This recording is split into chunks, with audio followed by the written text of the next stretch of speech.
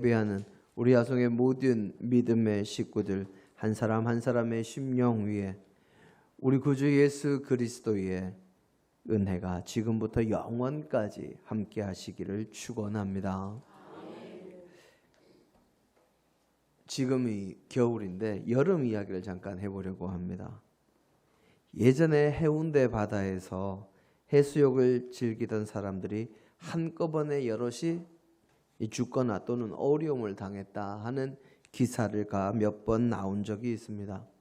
보통은 바다의 파도, 이 해류의 방향이 바다 쪽에서 육지 쪽으로 향하는데 가끔은 이 특별한 지형이나 어떤 조건이 만족이 되면 정반대 방향인 육지 쪽에서 바다 쪽으로 향하는 이안류라는 이 물결, 해류가 발생을 해서 거기에 사람이 휘말리면 바다 쪽으로 쓸려 들어가는 일이 일어난다고 합니다.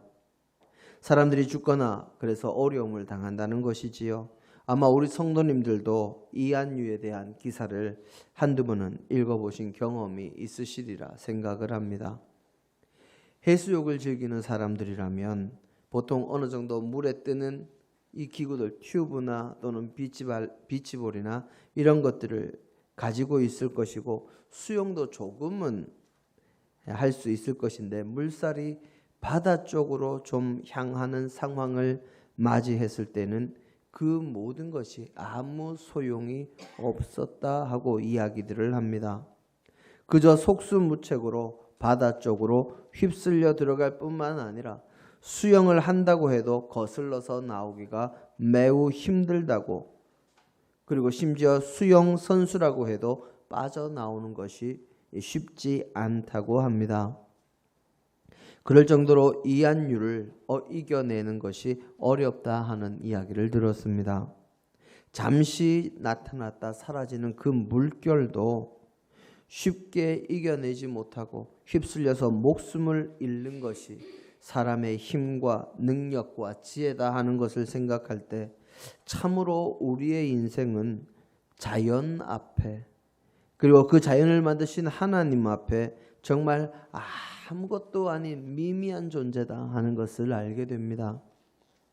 이렇게 아무것도 아닌 존재인 우리 사람들, 인간들을 이 지구만이 아니라 온 우주를 만드신 하나님께서 특별히 사랑하셔서 그 모든 죄를 사하시기 위해서 영원한 멸망을 막아주시기 위해 독생자를 보내주시는 것이 얼마나 놀라운 일이며 얼마나 커다란 축복인지도 이런 것들을 생각해 보면 새삼 깨닫게 됩니다.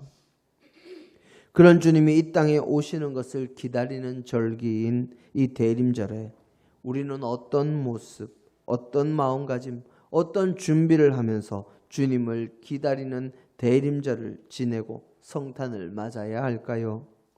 주님께서 오시는 그 날을 위해서 우리는 무엇을 할 수 있고 하나님께서는 또 저와 여러분에게 무엇을 원하고 계실까요?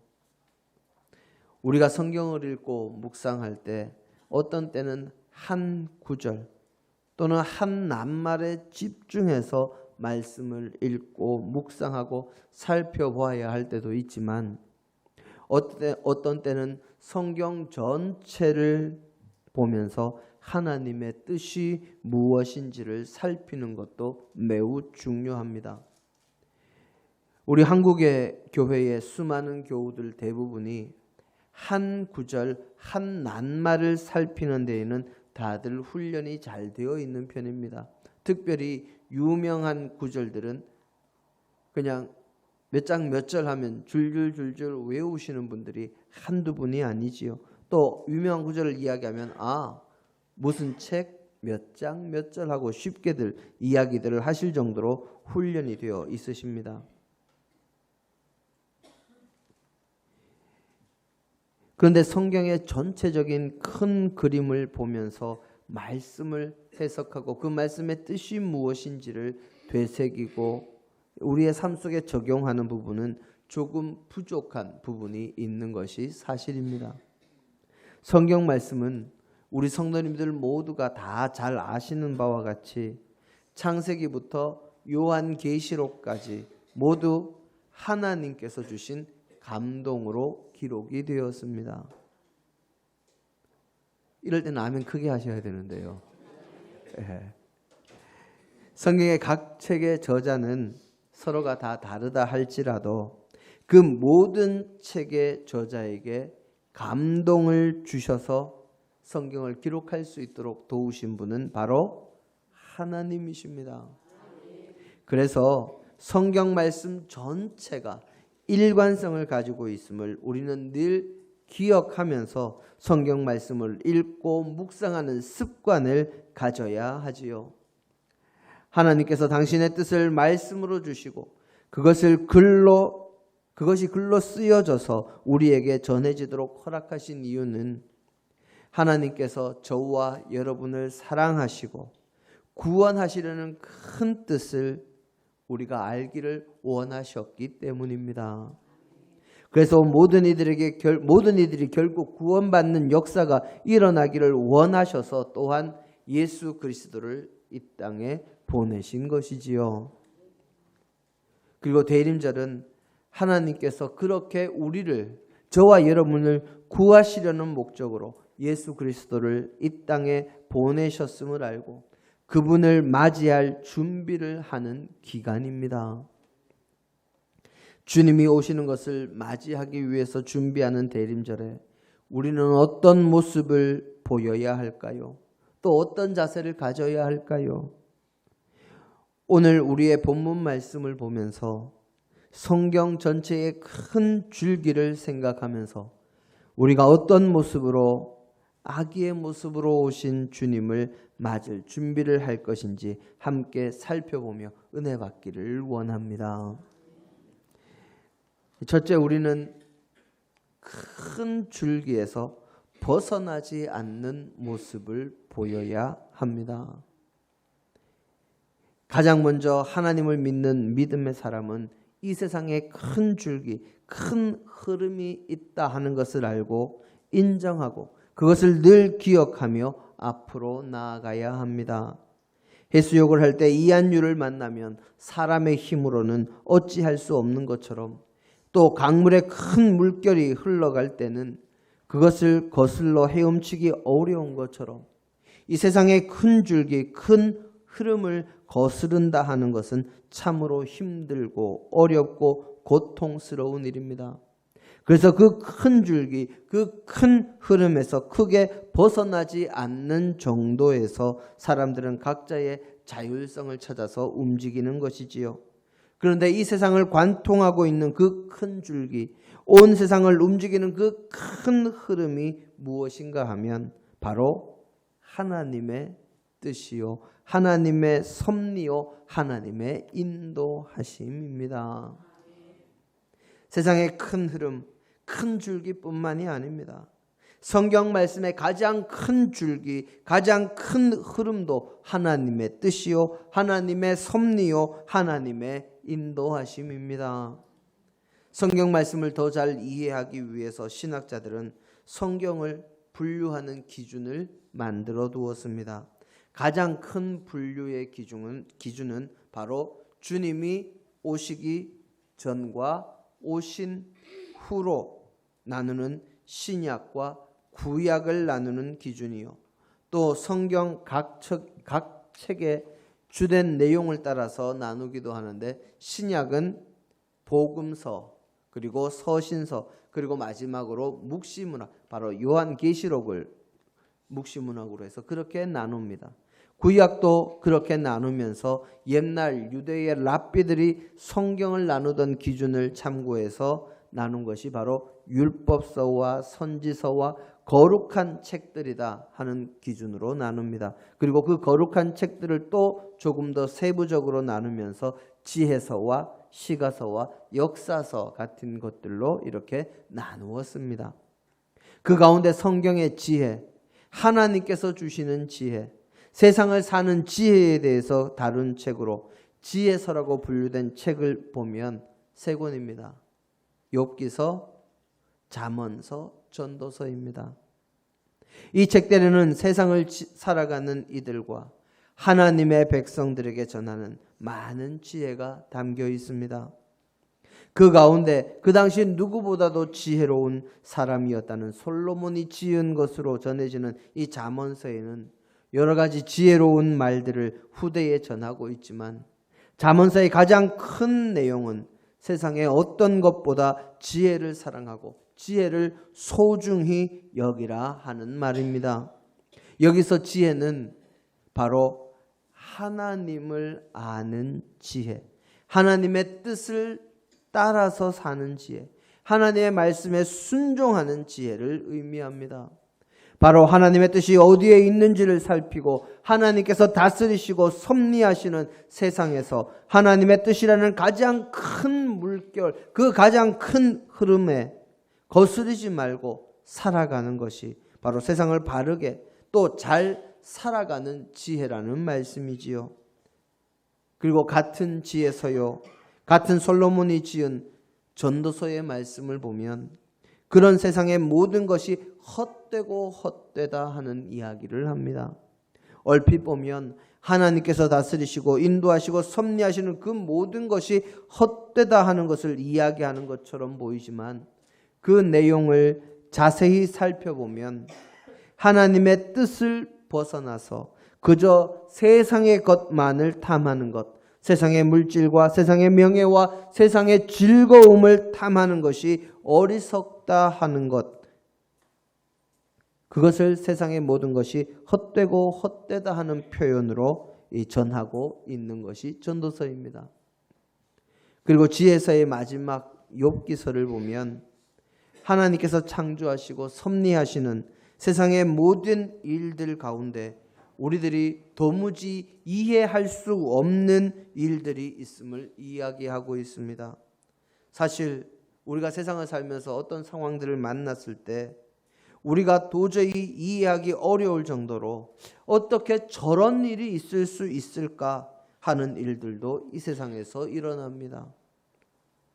그래서 많은 사람들이 하나님이 계시다면 어떻게 저런 일이 일어날 수 있는가 하는 말들을 하기도 합니다. 그런데 욥기서는 그런 모든 일들 뒤에도 보이지 않는 하나님의 섭리가 있음을 우리에게 가르쳐주고 있습니다. 바로 욥이, 당대의 의인이라고 하는 욥이 자신의 죄나 허물이 없음에도 어려움을 당하는 모습, 어찌 보면 세상에서 일어나는 우리가 이해하지 못할 모습들 가운데 하나와 똑같이 보입니다. 그리고 그 모든 일들이 우리의 이해를 벗어난 일이요, 불합리한 것처럼 보이는 일이기도 합니다. 하지만 욥기서는 거기서 그치지 않습니다. 의인 욥이 고난을 당하는 것, 그것이 세상에서 악한 사람들이 잘 되는 그런 우리가 이해하지 못하는 여러 가지 일들과 동일한 선상에 있는 것 같지만, 욥기서는 거기서 그치지 않고 그 모든 일들의 뒤에 우리가 알지 못하고 우리가 깨닫지 못하는 하나님의 섭리와 하나님의 은혜와 하나님의 역사하심과 하나님의 뜻이 있음을 우리에게 가르쳐주고 있습니다. 문제는 우리 사람들이 하나님의 크고 놀라운 역사하심과 섭리와 뜻을 인간의 작은 생각과 정말 한계가 뚜렷한 인간의 지식과 판단으로 그 모든 것을 재단하고 다 이해하려고 하기 때문에 그 모든 일들이 이해가 되지 않고 또 알 수 없음에도 모든 것을 알고 이해하는 것처럼 스스로 드러내려고 하기 때문에 거기서 죄악과 교만이 싹 트는 것임을 욥기서는 가르쳐주고 있습니다. 우리가 잘 아는 룻기서에서는 룻이 보아스의 밭에 가서 이삭을 줍는 일이 있었음을 룻기서 2장에서 기록하고 있습니다. 그리고 그 일로 인해서 룻과 보아스의 인연이 이어지고 결국 이방인이었던 룻이 믿음으로 구세주이신 예수 그리스도의 족보에 이름을 올리는 놀라운 역사가 일어납니다. 이 모든 것이 그냥 흘러가는 것 같지만 그 뒤에는 하나님의 놀라운 역사하심과 인도하심이 있음을 우리는 알아야 합니다. 그 모든 일들은 우연히 일어나는 것이 아니라 우리가 이해하지 못한다고 그것이 하나님의 섭리에서 벗어난 것이 아니라 이방인일지라도 의롭게 하나님의 뜻에 합당하게 살아가는 자에게는 하나님께서 복 주심을 알게 하는 사건이었습니다. 이처럼 우리가 알지 못하는 것이 있을지라도 어떻게 이방인이 복을 받느냐 하는 이스라엘 백성들이 이해하지 못하겠다 하는 일이 있을지라도 의롭게 믿음으로 하나님의 뜻대로 살아가는 자는 하나님께서 복 주신다는 그 큰 줄기를 우리가 오히려 기억하면 룻기서는 쉽게 우리에게 이해되어지는 책입니다. 이처럼 우리가 알지 못하는 것이 있을지라도 선하신 하나님의 역사와 섭리는 온 세상을 이끌어 가시는 큰 줄기입니다. 그 큰 줄기에서 벗어나지 않고 하나님을 알고 믿고 의지하는 자가 되는 것이 신앙의 기본이요 주님이 오심을 기다리는 대림절에 우리가 주님을 맞기 위해서 준비해야 할 첫 번째 덕목입니다. 두 번째는 하나님의 말씀에 순종하는 것입니다. 오늘 우리의 본문 말씀을 보면 요셉이 자신의 꿈에 하나님의 사자가 나타나서 마리아를 아내로 맞이하는 것을 그만두지 말라고 하는 계시를 받습니다. 그리고 그 계시의 말씀에 순종해서 마리아를 아내로 데려왔습니다. 거기에 마리아는 자신이 남자를 알지 못하지만 성령으로 잉태하여 아이를 낳을 것이라는 하나님의 뜻을 전하는 가브리엘 천사장의 말에 주의 여종이오니 주의 뜻이 그대로 이루어지기를 바랍니다 하고 순종하는 모습을 보입니다. 그렇게 순종하는 요셉과 마리아, 그렇게 하나님의 뜻에 순종하는 이들을 통해서 예수 그리스도께서는 이 땅에 오셨고 우리의 영원한 생명과 구원을 위한 사역을 감당하실 수 있었습니다. 영원한 천국을 소유할 하나님 나라의 백성은 하나님의 말씀에 언제나 순종하는 사람들입니다. 그리고 그렇게 순종할 때 하나님의 뜻을 이루는 놀라운 역사의 도구로 하나님의 손에 붙잡혀서 쓰임받으며 모든 은혜의 사건의 주인공으로 우뚝 서는 귀한 체험을 하게 되는 것입니다. 바로 요셉과 마리아처럼 말입니다. 그것은 그 사람이 부자이든 귀한 자이든 권세자이든 가난한 자든 병든 자든 약하고 추하고 소외된 자이든 그것은 아무런 상관이 없습니다. 사람을 통하여 역사하시는 하나님께서는 오직 하나님의 뜻과 말씀에 순종하는 자에게 하나님께서 일으키시는 모든 기적과 이사와 놀라운 역사의 주인공이 되도록 도우시고 인도하시고 섭리하셔서 하나님의 도구로 귀하게 사용하시는 분이시기 때문입니다. 그래서 주님을 기다릴 때 우리는 순종하는 마음으로 기다려야 합니다. 마지막 세 번째로 하나님의 뜻에 자신의 것을 기꺼이 내어드릴 수 있는 희생하는 헌신을 가져야 합니다. 오늘 우리의 본문의 요셉과 예수님의 육신의 어머니인 마리아, 그리고 대림절이면 항상 떠오르는 예수님보다 먼저 잉태된 세례 요한까지 모두가 주님의 오심을 준비하는 데 있어서 아주 필수적인 사람들이었습니다. 이들 모두는 예수님께서 이 땅에 오시고 당신의 사역을 감당하시고 우리를 하나님의 백성으로 인정받게 만드는 은혜와 사랑의 기적에 자신들의 것을 내어놓고 자신을 희생함으로 하나님의 놀라운 기적과 은혜의 사역에 일익을 감당해낸 사람들입니다. 거기에 자신들의 것을 희생함으로 영원한 가치를 얻게 된 놀라운 반전의 역사를 체험한 사람들이기도 하지요. 마리아가 희생한 자신의 것이 무엇이었을까요? 그녀는 주님을 자신의 육신에 성령으로 잉태하는 일에 자신의 목숨을 걸었습니다. 정혼한 여인이 다른 남자의 아이를 가지면 돌에 맞아 죽는 것이 그 당시의 율법이요 풍습이요 문화입니다. 그럼에도 불구하고 요셉의 아이가 아니라 성령으로 잉태되는 아이를 몸에 받아들였습니다. 순종했지요. 목숨을 건 행위였습니다. 또한 앞으로 자신이 사랑하는 정혼자인 요셉과 함께 결혼해서 살면서 아기자기한 행복을 만들어갈 자신의 미래를 포기하고 희생하기로 결단했습니다. 세상에 어떤 남자가 자신의 아이가 아닌 다른 아이를, 그것도 정혼한 기간에 잉태한 여인과 함께 결혼하겠습니까? 그런 처녀가 목숨을 부지하는 것도 있을 수가 없는 일인데 마리아는 자신의 목숨을 걸었고 사랑하는 이와의 미래를 포기하는 결단으로 주님을 자신의 태에 모셨습니다.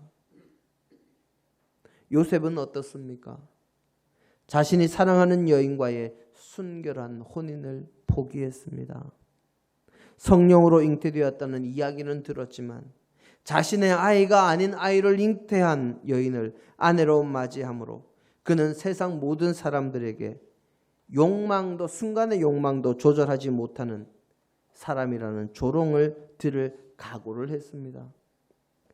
그리고 처녀가 아니라 아이를 가진 여인과 결혼하는, 자신과 아내와의 결혼 생활을 포기하는 그런 결단들을 보여주었지요. 그리고 자신의 아이가 아닌 아이까지 부양하겠다는 결단을 가지고 마리아를 아내로 맞이했습니다. 또 세례 요한은 어떻습니까? 그냥 가만히 있기만 하면 제사장으로서 안정된 생활을 할 수가 있었습니다. 바로 보장된 미래를 버리고 주님께서 오실 그 길을 닦는 광야에 외치는 자의 소리, 그 엘리야의 사명을 감당하더라. 이 광야에서 낙타 털옷을 입고 동굴에서 자면서 석청이나 먹을 것이 제대로 없으니 메뚜기와 석청을 먹으면서 그렇게 어려움을 감내했습니다. 이 모두가 자신의 것을 희생하며 주님을 맞이할 준비를 한 것이지요. 이 땅에 오신 주님도 이 땅에 오시기 위해서 하늘의 보좌를 버리시고 이 땅에 오시는 희생을 저희를 위해 하셨습니다. 또한 하나님의 뜻에 온전히 순종하는 모습을 보여주셨지요. 우리를 구원하시는 하나님의 그 큰 뜻, 그 큰 흐름에 거스르지 않으셨고 하나님의 뜻에 순종하셨고 우리를 위해 희생하시고 헌신하셨습니다. 그리고 모든 것을 이끄시는 하나님의 섭리를 따라 당신의 사역을 이루어 가시는 모습을 우리에게 이 땅에서 보여주셨지요. 사랑하는 성도 여러분, 하나님의 뜻은 이 땅의 모든 것을 이끌어 가시는 큰 물줄기와 같습니다. 이 줄기에 역행하지 말고 하나님의 뜻에 순종하며 내가 가진 것을 희생해서라도 하나님의 뜻을 이루기 위해 헌신하면 하나님께서는 우리를 하나님 나라의 귀한 도구로 놀라운 역사의 주인공으로 우뚝 세워 주십니다. 우리가 이해하지 못하는 것이 있을지라도 하나님의 말씀이라면 순종할 때, 나의 것을 희생하면서도 주님의 뜻을 따를 때 하나님께서는 놀라운 것으로 역사하시고 영원하고 가치 있는 것으로 갚아주십니다. 언제나 어디서나 하나님의 뜻을 생각하며 그 말씀에 순종하며 나의 것을 희생해서라도 주님의 역사의 도구가 되는 일에 헌신하면 하나님께서는 우리가 생각지도 못했던 놀라운 것으로, 최고의 것으로 응답해 주십니다. 주님을 맞이할 것을 준비하는 이 대림절에 우리의 마음과 뜻이 오직 하나님께만 향하고 그 뜻에 어려움이 있어도 헌신함으로 순종할 때 우리의 삶이 주님의 은혜로 가득하고 차고 넘치게 될 것입니다. 이 은혜를 모두가 누리시기를 간절히 바랍니다. 함께 기도하십니다.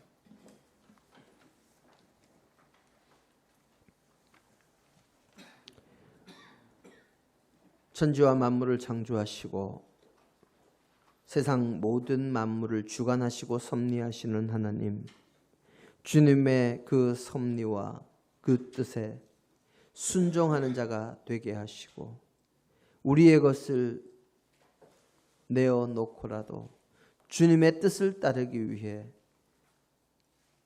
스스로를 주님께 온전히 드릴 수 있는 헌신의 자세를 가지는 저희가 되게 하옵소서. 그리하여 주님이 오시는 그 길에 작은 도움이 되며 보탬이 되며 주님의 길을 닦는 믿음의 자녀가 되게 하옵소서. 주께서 우리를 도우시고 은혜 주심에 감사드리며 예수님 이름으로 기도드립니다. 아멘.